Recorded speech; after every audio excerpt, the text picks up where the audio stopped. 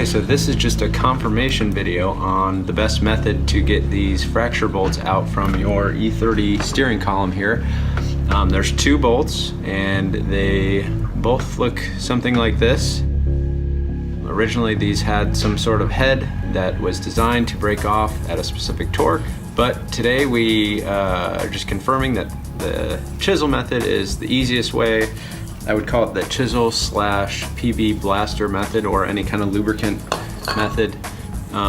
So they'll be sitting vertically like this.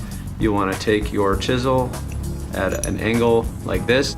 You want to chisel into it basically to make a little notch.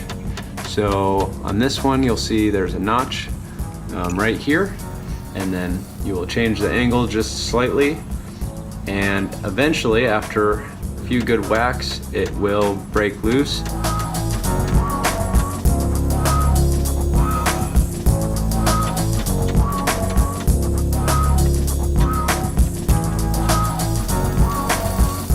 Very easy method compared to everything else, so this is just a confirmation. Use the chisel method to get your fracture bolts out from your E30 steering column.